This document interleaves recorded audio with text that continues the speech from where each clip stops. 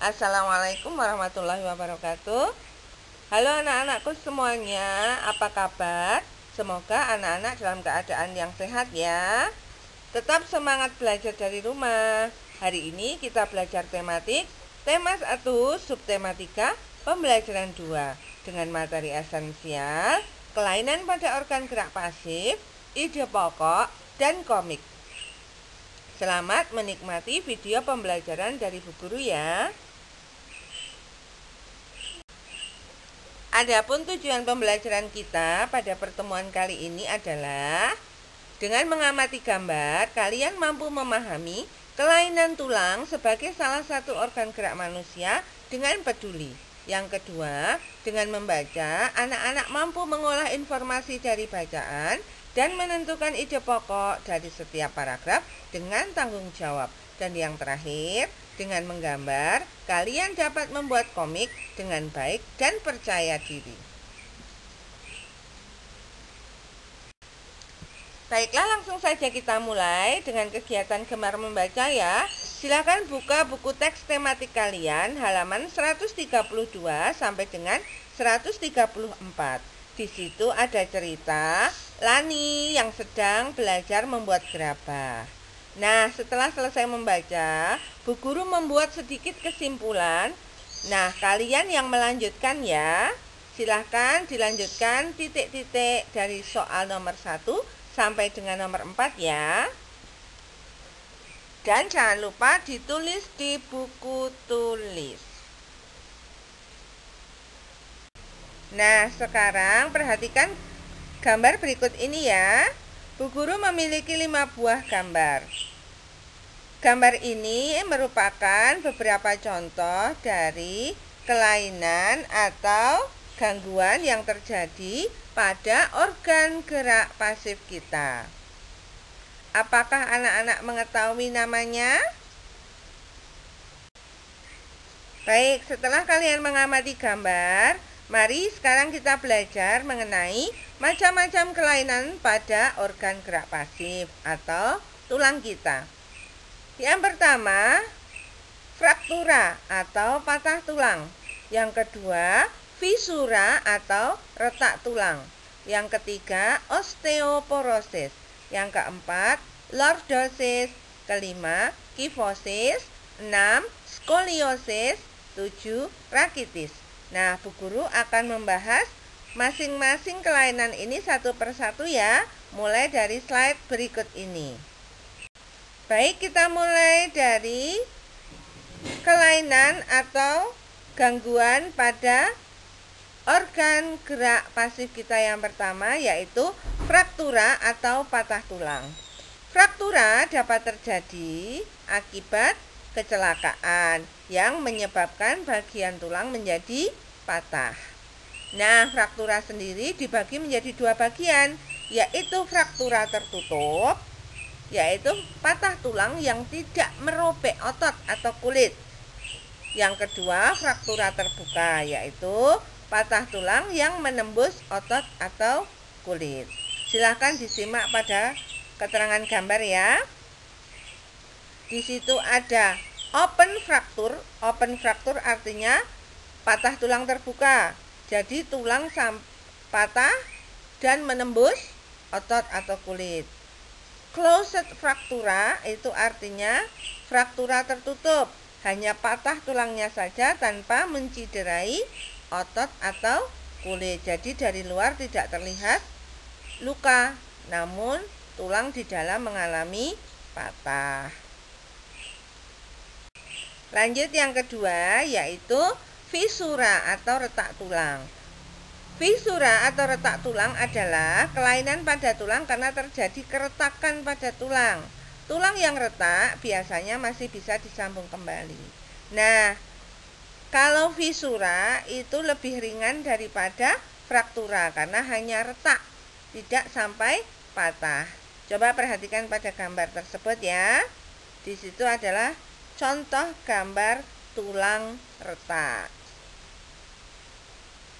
Nah, yang selanjutnya osteoporosis ya. Osteoporosis adalah kondisi berkurangnya kepadatan tulang kita atau sering disebut dengan pengeroposan tulang. Nah, osteoporosis ini biasanya dialami oleh orang tua atau manula. Nah, kenapa osteoporosis ini bisa terjadi? Hal ini bisa terjadi karena tubuh kita sudah tidak mampu lagi menyerap dan menggunakan kalsium secara normal. Nah, perhatikan gambar. Ada dua tulang. Yang satu adalah contoh tulang normal kita. Tulang normal kita, kepadatan tulangnya itu sangat rapat. Nah, setelah terkena osteoporosis, kepadatan tulang kita itu menjadi berkurang atau terlihat berongga-rongga.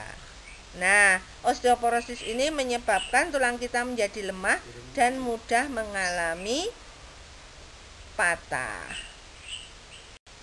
Baik, untuk selanjutnya ada 3 macam kelainan tulang. Yang pertama lordosis, yang kedua kifosis, dan yang ketiga adalah skoliosis. Mari satu-satu kita bahas ya. Lordosis adalah kelainan tulang karena sikap duduk yang salah, sehingga tulang belakang kita melengkung pada daerah lumbalis. Lumbalis adalah salah satu tulang yang ada di tulang belakang kita. Nah, perhatikan anak yang memakai kaos biru. Itu adalah contoh kelainan lordosis. Yang kedua, yaitu kelainan skoliosis. Skoliosis adalah kelainan tulang karena sikap duduk yang salah, sehingga tulang belakang melengkung ke arah samping atau membentuk huruf S. Lihat pada anak perempuan yang memakai baju pink ya. Dan yang ketiga atau yang terakhir yaitu kifosis, yaitu kelainan tulang karena sikap duduk yang membungkuk, sehingga tulang belakang membengkok ke belakang. Perhatikan anak laki-laki yang memakai kaos kuning. Nah, contoh ketiganya ini adalah contoh sikap tubuh atau sikap tulang kita yang tidak baik. Baik, untuk gangguan dan kelainan tulang yang terakhir ya, yaitu rakitis. Rakitis adalah kelainan pertumbuhan tulang pada anak yang disebabkan karena kekurangan vitamin D. Rakitis ini dapat menyebabkan tulang menjadi lunak dan rapuh sehingga mudah patah. Nah, kelainan pada rakitis ini menyebabkan tulang kaki menjadi berbentuk O atau membentuk X. Perhatikan pada gambar ya. Nah, jika tadi kita sudah belajar beberapa contoh kelainan atau gangguan pada tulang, saatnya sekarang kita belajar cara menjaga dan merawat tulang kita. Apa saja yang dapat kita lakukan? Yang pertama yaitu melakukan olahraga yang teratur dan tepat. Yang kedua, menghindari melakukan aktivitas yang dapat menciderai tulang kita. Yang ketiga, penuhi kebutuhan sayur, protein, dan juga kalsium.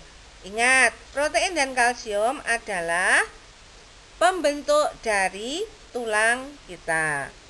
Yang terakhir yaitu memenuhi asupan vitamin D dan vitamin K.